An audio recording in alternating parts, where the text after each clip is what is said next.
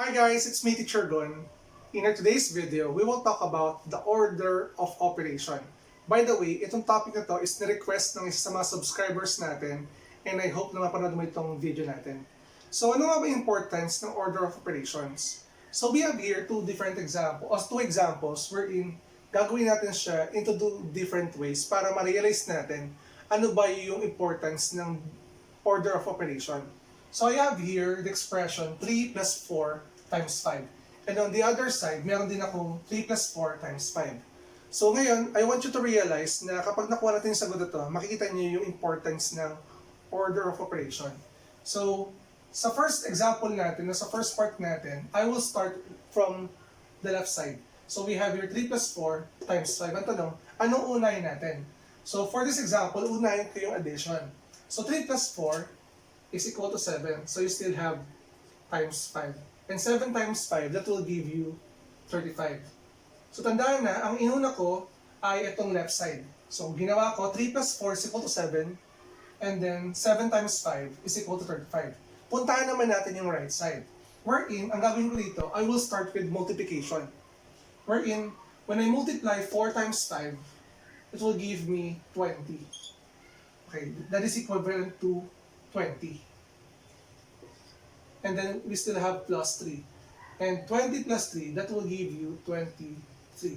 So as you can see, ang laki ng difference ng sagot kapag hindi parehas yung or hindi maayos yung order of operation mo. Ang tanong dito, alin sa dalawang way ang tama? So in the next part of our video, I will show you different examples at yung different steps natin na kailangang i-follow in doing order of operations. Now, to start with our examples, puntahan muna natin yung susundan nating order of operations. Wherein, for the first part, or yung first thing, yung priority talaga natin gawin, is first, we need to deal with parentheses and brackets. Next, second part natin na gagawin is yung exponents. And third, multiplication or division. And to be specific, kapag nagkaroon sila ng parehas na situation na merong multiplication or division, you need to follow the direction left to right. And last, addition or subtraction. Same thing with multiplication or division. Kapag nakita niyo yung parehas merong addition and subtraction, you need to follow the direction from left to right. Again, parentheses and brackets, exponents, multiplication or division, last, addition or subtraction. So let's start with example number 1. In example number 1, we have 15 times the quantity of 2 plus 5. As you can see, meron agad tayong mananotice dito na meron tayong parentheses. Meaning, ito muna yung uunahin natin. Again, we need to deal first with the parentheses before multiplication. So, to simplify this, gawin nyo muna 2 plus 5. This will give you 7. And so you have times 15. Multiplying 15 times 7, so 7 times 10, that is 70, plus 5 times 7, that is 35. This will give you 105 as your final answer. Again, review lang natin ha.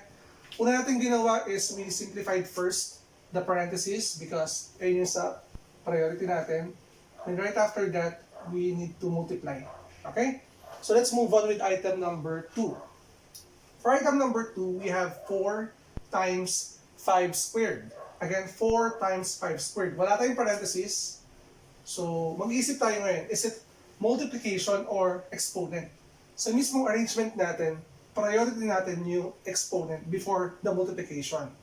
So, to simplify or to apply order of operations in example number 2, ang 5 squared natin is equivalent to 5 times 5.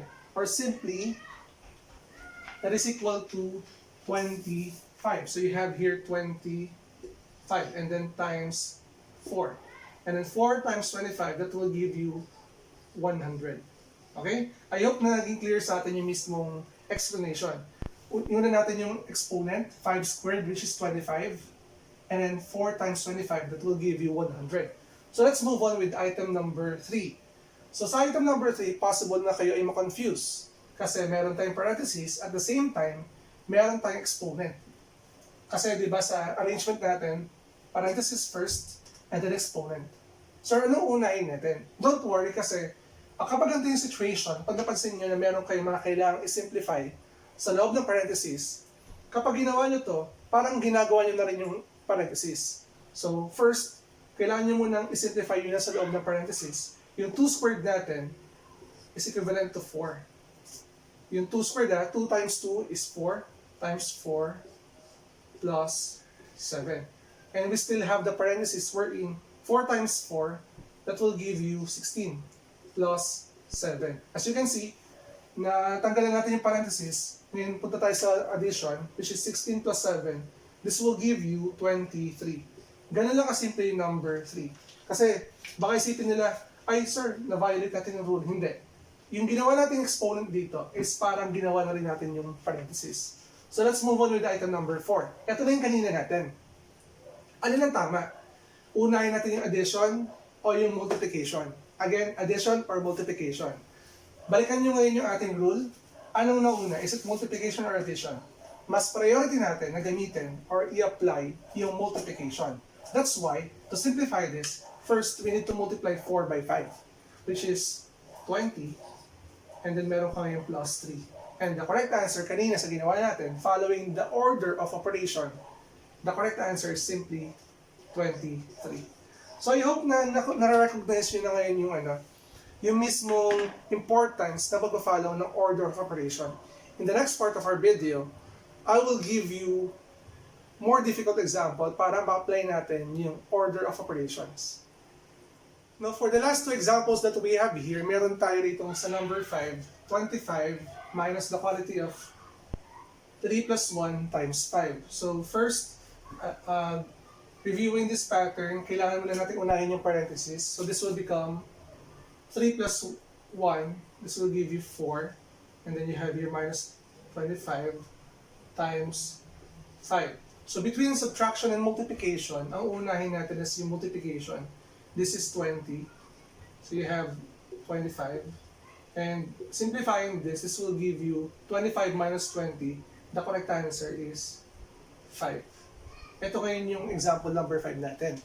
And lastly, for example number 6, we have here 3 times the quantity of 3 plus 7 minus 4 squared divided by 2. So, anong unahin natin? Siyempre, yung parenthesis muna. So this is 3 plus 7, so you have here 10. Erase na muna natin. I will use another marker. This is 10. This is 10.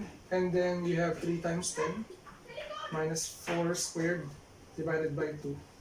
And then right after the parenthesis, sunod natin na yung exponent.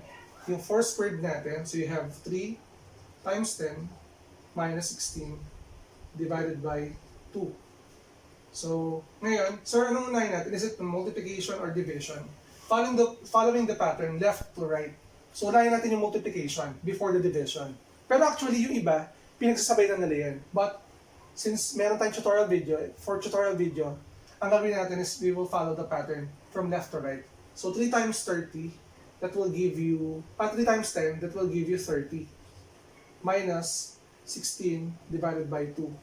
And simplifying this will give you 16 divided by 2, 30 minus 8. Okay? So 30 minus 8 is simply 22. Ito ngayon yung answer natin for item number 6. So I hope na you learned something from this video on how to apply order of operation wherein unahin natin yung parenthesis, brackets, exponents, followed by multiplication or division following the pattern left to right, addition or subtraction and left to right. And by the way, I will upload part 2 of this video and I hope na panoorin niyo yung next video natin about order of operations wherein I will be giving more difficult examples about this topic. And if you're new to my channel, don't forget to like and subscribe at i-hit mo na rin yung bell button for you to be updated sa ating latest uploads. Again, I'm Teacher Gon. Maraming salamat. Bye-bye!